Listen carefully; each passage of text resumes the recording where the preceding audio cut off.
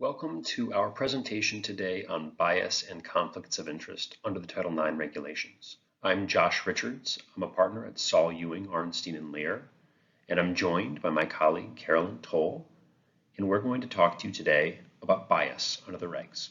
Today, we're going to talk about three different learning objectives. First, we're going to delve deeper into the meaning of bias, and then we're going to delve deeper into the meaning of conflict of interest, and lastly, we'll discuss what it means to avoid prejudgment of the facts at issue. The Title IX regulations require that as part of the implementation of your grievance process, any individual involved in the process, whether that person is the Title IX coordinator, an investigator, a decision maker, or a person involved in the appeal or the informal resolution process, be free from any conflicts of interest or bias. And those conflicts of interest that are banned and biases that are banned are both those that are for or against complainants or respondents generally, or biases or conflicts of interest with respect to an individual complainant or respondent in a particular case. Similarly, the provisions require that those same Title IX personnel that Josh just discussed, meaning the coordinators, investigators, decision makers, and those that facilitate informal resolution, must receive training on serving impartially, including avoiding prejudgment of the facts at issue, conflict of interest, and bias.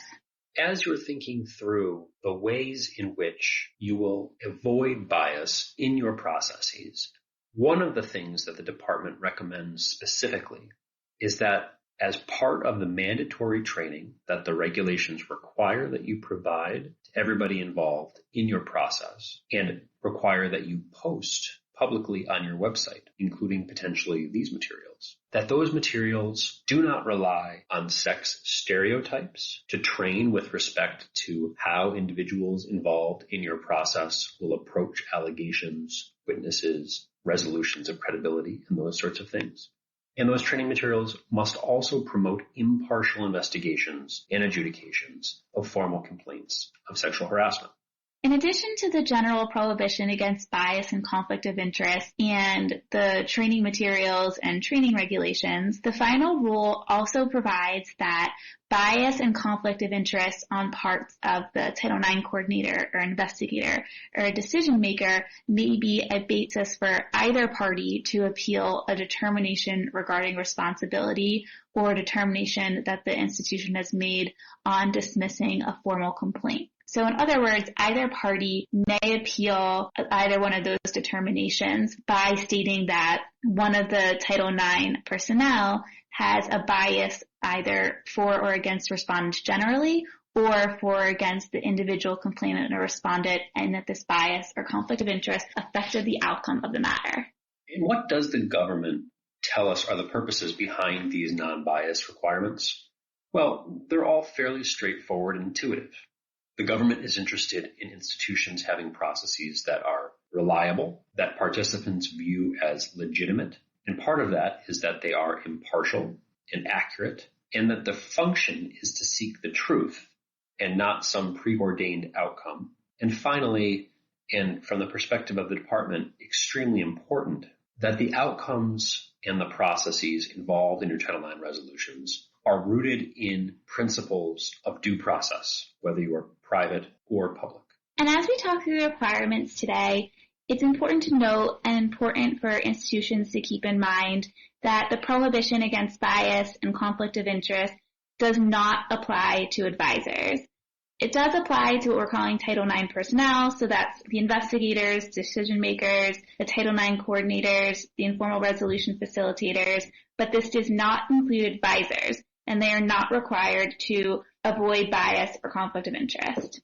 The department doesn't actually tell us a lot about what specific facts would give rise to a conclusion of bias. And for something that the department seems to focus a great deal on in the regulation, there's surprisingly little explanation or guidance for us to tie this to sort of specific circumstances. And the reason for that is because the department expects us to apply an objective and reasonable person approach to whether or not bias would exist.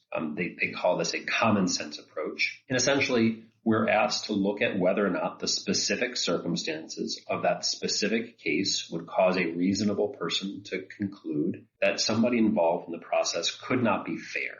either to complainants or respondents generally, in which case, if you're concluding that, you probably want to think about whether or not that person is well suited for that role, or against a particular complainant or respondent individually, which will of course be more case specific. So when we're applying that common sense, objective, reasonable person definition of bias, what definition are we applying? Well, we look at the dictionary. Bias is defined as an inclination of temperament or outlook, a personal and sometimes unreasoned judgment or prejudice. And so really we're going to be looking at whether or not somebody has an inclination or an outlook that would lead them to make a conclusion in the case based on something other than the facts, based on something about the people involved, based on something unrelated to what they hear with respect to the evidence. In addition to pointing institutions towards an objective and common sense approach, the department does walk through a few scenarios in the preamble that it would consider to be biased under the regulations. So first, and probably most obviously, the department has specified that when a Title IX personnel treats a party differently on the basis of that person's sex or a stereotype about how they believe men or women should behave generally when it comes to situations of sexual violence, that would constitute impermissible bias. And along the same lines, when an institution either ignores a student or blames a student or punishes them based off of a stereotype about their gender, this would also constitute bias under the regulations. And then the preamble also specifies that bias includes not just bias on the basis of an individual's sex, but on all protected classes, which would include things like disability and immigration status and socioeconomic status. So it's not just bias based on sex that is prohibited, but on all protected classes. Pulling together what we know that the department has specified is considered bias and using a common sense approach, fundamentally, bias is making a decision based on something about the characteristics of the parties instead of making a decision based on the facts. Now, this is a really dense slide, and I'm going to try my best to sort of break it down. But one of the ways that we worry about bias creeping into an investigation process in particular is when an investigator does more than what the investigator is supposed to do under the regulations. And to be clear, the regulations don't prescribe with any particularity what it is an investigation report is required to do beyond summarizing the relevant facts that are gathered as part of the investigation. So the regs don't preclude an investigator from making credibility determinations. They don't preclude an investigator from making recommendations with respect to findings of fact or even policy violations. However, because the regs are clear that the purpose of the investigative report is simply to summarize the relevant evidence, then one of the ways that we suggest institutions might avoid allegations of bias, and particularly bias that might infect the process, is to ask investigators when they're drafting their investigative reports to do just that, to summarize the relevant evidence and to refrain from making observations about the parties in particular, certainly about complainants or respondents in general, that could be interpreted as generalizations about how certain parties behave in certain situations, or even about how these particular parties may or may not be telling the truth based on observations about how those parties have behaved. Although that's obviously something that the hearing officer or other decision maker is going to have to do when it comes time for a hearing, we think it's protective to train investigators not to do that.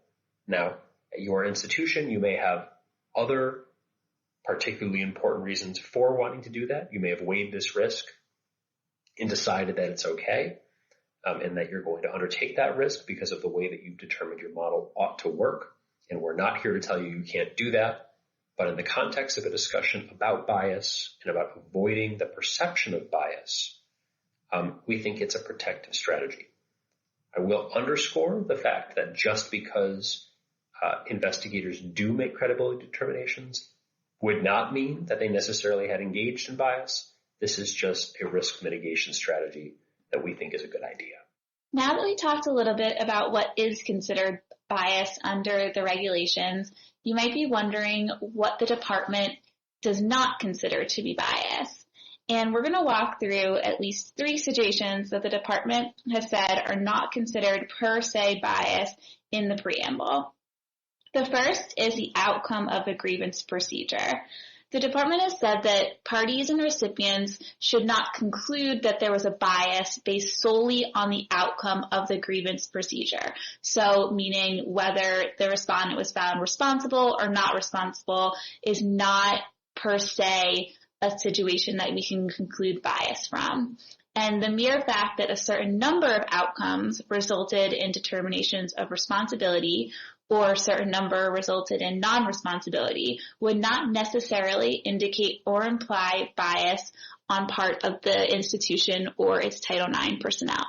It's also not considered bias when the Title IX coordinator signs a formal complaint. So as we know, even if the complainant does not wish to file a formal complaint, the Title IX coordinator may choose to do so.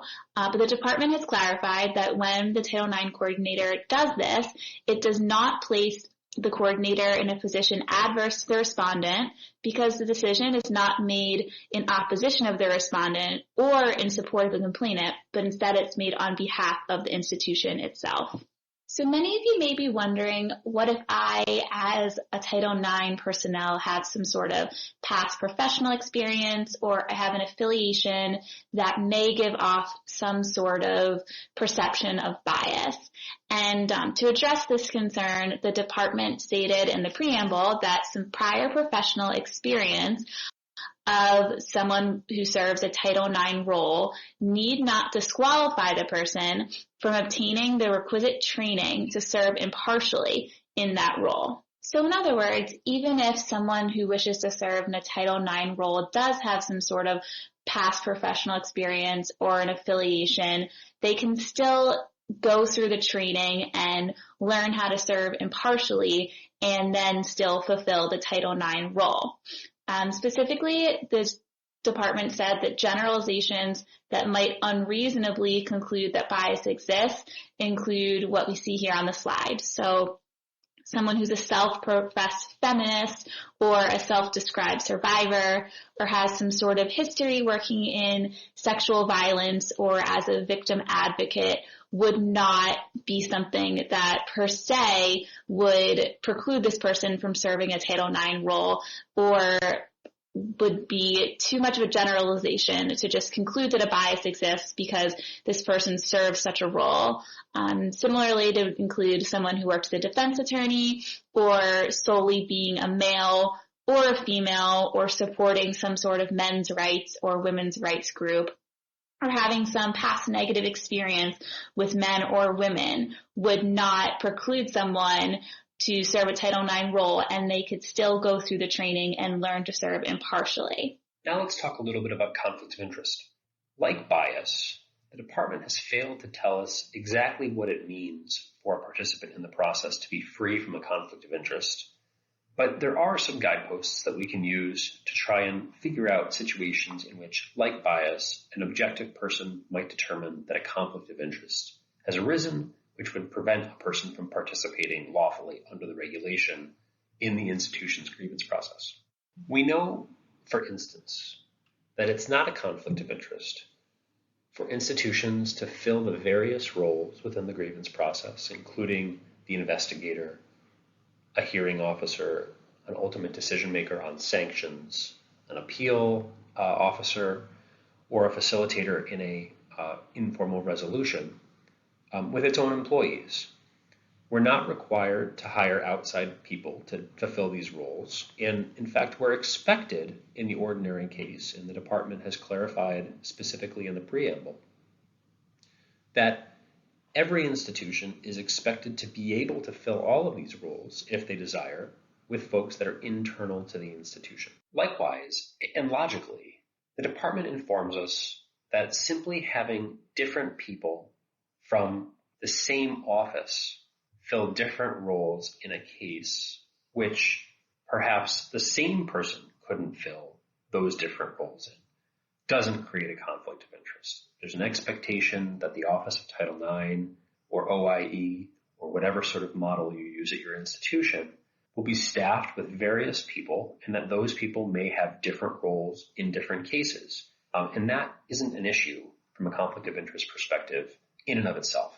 The department does, though, prescribe in some instances how we can fill those roles and who can overlap. So the Title IX coordinator could serve as the investigator in a case, and the Title IX coordinator could also serve as the informal resolution facilitator.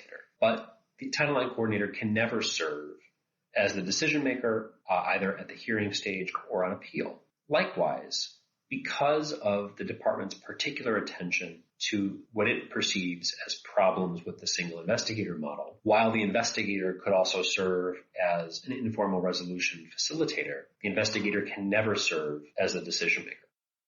Unlike the Title IX coordinator or the investigator, the decision maker at the hearing and the decision maker on appeal really can only serve in that one role. And the department tells us that it is essentially a per se conflict of interest for either the hearing decision maker or the appeal decision maker to serve in any other role in the process. So in another case, Doe v. Brown University, the court also found that taken together, the respondents' allegations of pro-female bias, anti-male bias were sufficient. And the reason that I think this is a good case for us to talk about is, essentially that it is sometimes, as I said earlier, hard in the moment to identify what will be viewed in hindsight by a court as sufficient pass the motion to dismiss stage, sufficient to convince an OCR investigator perhaps that everything taken together demonstrates an institutional bias.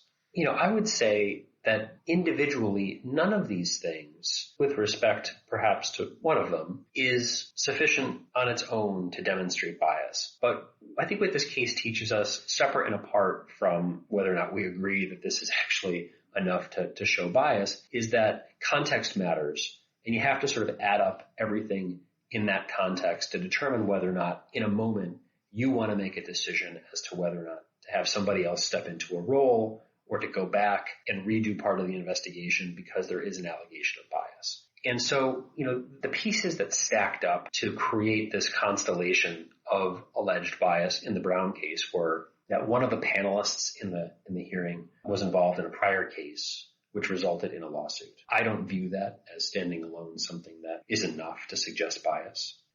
A former university employee stated that the university treats males as guilty until proven innocent. Well, maybe a former university employee may have said this, but if they're not serving on the panel, it's difficult, again, for me to see how that could demonstrate bias in the individual case. A university professor stated that there's overwhelming gender bias at the university. Again, we would need more, but did that professor actually serve on the panel, or were they involved in the grievance process in any way? And then finally, a university professor held a debate to discuss rape, and a female debater stated that males are bad and females are victims. Again, all of this taken together might be able to show that at the university generally, there are people who have a biased view of male involvement in sexual harassment or sexual assault cases. But none of these really appear to me to be tied to the particular grievance process. Nevertheless, this is a case in which the court found that there was enough. And so I mention that just to emphasize the point that these are really difficult things to view sort of in the moment. Courts are unpredictable on these issues, and that means we need to be really careful when it comes to analyzing whether or not, under specific circumstances, there's enough factual matter to conclude that maybe we need to take a harder look at this and determine that we want to approach it from a different perspective in light of an allegation by a party that there's bias involved. So now we're going to turn to a few cases where the courts found that there was not a potential bias on the part of the Title IX personnel. And in the first case, Doe v. University of Colorado Boulder, the respondent made allegations that the university was biased against males, and specifically he alleged that the university employed an all-female Title IX team. So, in other words, everyone who served a Title IX role with respect to this respondent's case, from the investigator, the coordinator, and the decision makers, were all female. And the Title IX coordinator had a career focused in the area of women's studies and victim advocacy, and authored papers on how to support victims of sexual assault. And in one article, the Title IX coordinator used the word perpetrator when she referred to male students accused of sexual assault. And the court found that even these two allegations taken together were insufficient to state a claim of bias. And first, the court focused on the fact that gender uniformity in a Title IX team, so having an all-female team, is not sufficient to lead to an inference of gender bias. And again, this is consistent with what the department has stated in the preamble, that the status of being a male or female by itself is not enough to state a claim of bias. And again, similarly with what the preamble discusses regarding just having a past professional experience or a personal affiliation is not per se bias, the court here said that the Title IX coordinator's studies and remarks in the article were insufficient. And in fact, the court used the phrase that when talking about the respondent's allegations in this respect were grasping at straws. So again, this case really shows that having some sort of past affiliation or a present professional experience and being female by itself without any facts specific to some sort of bias against this respondent or a bias against males in general is not enough to state a Title IX claim. In another case, Sam v. Miami University, the court also found that there was not enough evidence to find a potential bias on the part of the Title IX personnel. In this case, the respondent alleged the Title IX investigator was biased because she served as a part-time police officer and she was a member of a task force on the prevention of sexual assault. And also the investigator had testified at the disciplinary hearing. And the court found that these allegations, even taken together, were not enough to state a claim of bias. And as to the first piece, the court said that there is no allegations that the investigator would have treated a female accused of sexual assault any differently than a male accused of the same. And really the court stated and focused on that sexual assault victims and those accused of sexual assault can both be female and male, and just serving on a task force to prevent sexual assault says nothing about a bias for or against males or females for that matter. And the court also stated that testifying at a disciplinary hearing was not sufficient to support a claim of bias, and doing so did not give off an inference of bias. So what kind of circumstances do we know are not enough to give rise to bias? Well, in the Appalachian State University case, we had a male respondent found responsible for sexual assault. And in his lawsuit, he argued that a member of his hearing panel was biased because he previously served as a member of another hearing panel that found his roommate responsible. And I think this is a really good example of how to apply specific circumstances of the case to the specific allegation of bias. And so what the court found here was it wasn't enough simply that this person had made a responsibility finding in a different case. That wasn't sufficient to demonstrate that they were going to do anything other than look at the facts in this specific case and make a determination based on those facts. Absent some allegation that the earlier decision was based on something other than the facts, there wasn't enough to conclude that bias had been involved in the process. And the last case we're going to talk about today, where the court also did not find a potential bias, is Doe v. Vassar College. And in this case, the respondent alleged that the Title IX proceedings were tainted by gender bias. And he based these allegations on the fact that the hearing officer and the investigators were all female, and the hearing officer was a member of the ABA Women Rainmakers and the Professional Women's Business Network. And she also led her firm's diversity program to help women attain judicial clerkships. And the court, in fact, said that the respondent's arguments of bias were not only insufficient, but patently meritless. And the court said, and this is a quote, that the Title IX plaintiff does not demonstrate bias by merely pointing out that a decision maker was the opposite of his own, or that the decision makers participated in professional organizations aimed towards empowering women in a particular industry. And this case just exemplifies what a few cases ago also showed us, that a status as a female or a male is not enough to state bias, and neither is some sort of affiliation or professional experience that supports women, such as this Women's Business Network and Women's Rainmaker group here. So to sum all of this up, what does it mean to serve impartially, right, without bias or conflict of interest? Essentially, it just means you're avoiding any prejudgment, and you're basing your conclusions, whether it's as part of the investigation in terms of the facts that you record or the witnesses that you investigate, or at the hearing stage, which facts are true and which aren't. You're basing those things on the evidence and not on stereotypes about sex or stereotypes about complainants and respondents. So as we know, the rules require that all Title IX personnel must avoid prejudgment of the facts at issue. But what does that mean? Essentially, it means that we cannot pass judgment on the allegations presented by either party or witness. And we can't jump to conclusions without fully investigating the allegations and gathering all of the relevant facts and the evidence from all of the parties involved. And over the next few slides, we're going to talk about more what does this mean exactly and provide some examples to give this some context. When talking about avoiding prejudgment of the facts at issue, the department has specified that Title IX coordinators and other personnel, so investigators, decision makers, etc., may not believe one party or the other, because doing so would violate the requirement to serve impartially. So to put this in a more concrete context and to apply these rules to a pretty straightforward set of facts, you can't hear allegations and presumptively, on the basis of the status of the person who's making the allegation, decide whether or not the facts are true or not. No preconceived notions about credibility are acceptable as part of an investigation or adjudication of a sexual harassment allegation. Likewise, the preamble counsels that we cannot, quote, believe one party or the other. And that means that if the investigator,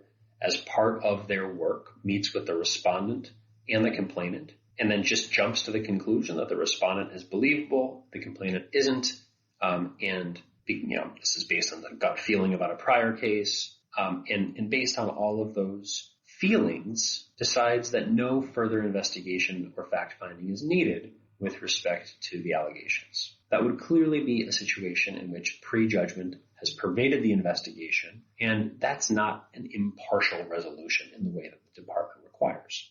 A big part about avoiding prejudgment of the facts at issue is avoiding what the department refers to as sex stereotypes. And what that means is that decisions must be based on individualized facts of the situation at hand, and they cannot be based on stereotypical notions of what men do or what women do or do not do, because these types of broad generalizations about a particular sex and their actions is exactly what the department wants to avoid and would be considered a bias and a conflict of interest on the basis of sex.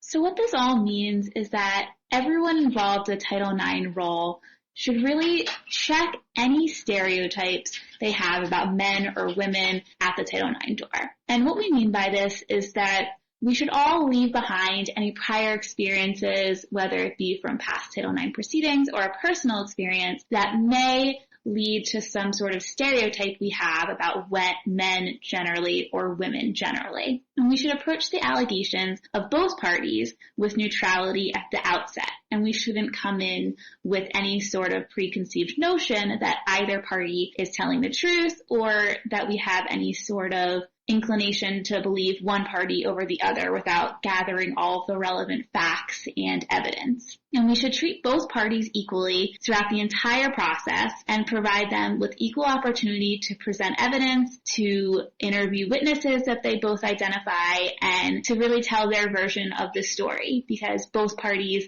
are entitled and required under the regulations to have such equal opportunities in the process.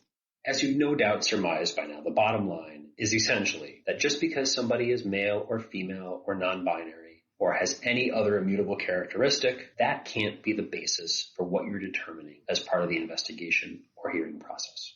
Something that we felt important to note about avoiding prejudgment of the facts at issue and the department's guidance on this front is that the department does permit institutions to apply trauma-informed practices as long as it does not violate the requirement to serve impartially and without bias. The department acknowledges that applying these trauma-informed practices, such as maybe taking certain steps when interviewing a complainant, is possible to be done in an impartial and non-biased manner, although the department recognizes this may be challenging. So therefore, it's really the best practice and important that any trauma-informed techniques that an institution may use is applied equally to both genders. So in other words, if a respondent who is a male or a complainant who is a female exhibits any sort of trauma in an interview process and we want to use some sort of trauma-informed interview technique, then we should use it for both the male and the female and both a respondent and complainant equally. So to restate this in a concrete example, if an institution treats a female complainant in a certain way during an interview because of an appearance of trauma, and then also treats a male respondent or a male complainant who exhibits any signs of trauma in the same manner, then this would be consistent with the regulations and permissible under the department's requirement to avoid the prejudgment of the facts at issue. One thing that we'll want to consider to really avoid the potential for liability is thinking about disclosure of potential conflicts of interest. Now, I'm not suggesting that every person who serves as part of the process provides their entire curriculum vitae to everybody involved in any investigation that they conduct.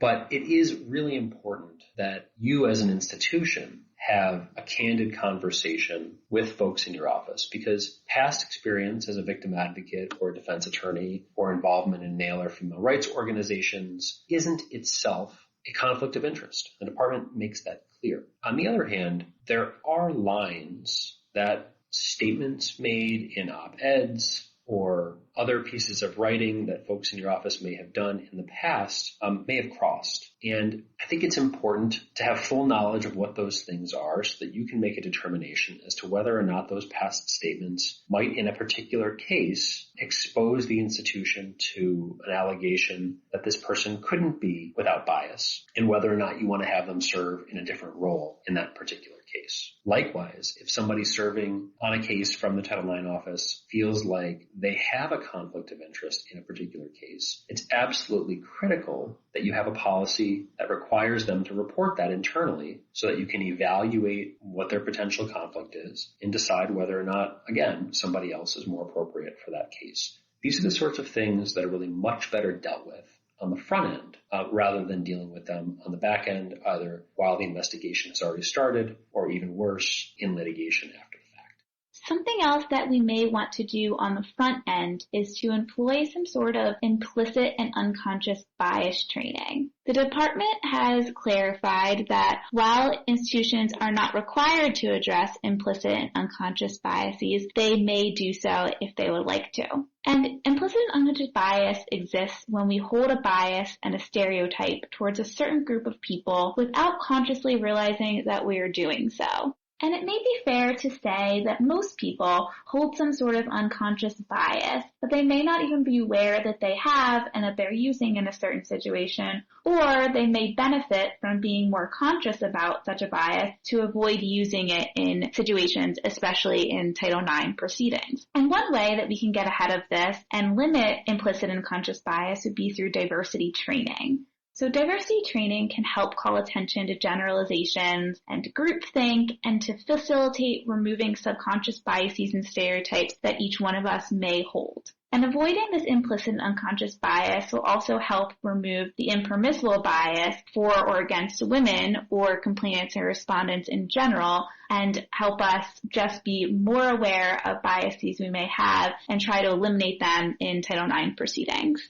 Thank you so much for joining Carolyn and me today. We hope the training was helpful for you, and we're certainly happy to speak with anybody who has questions about this anytime. Thanks very much.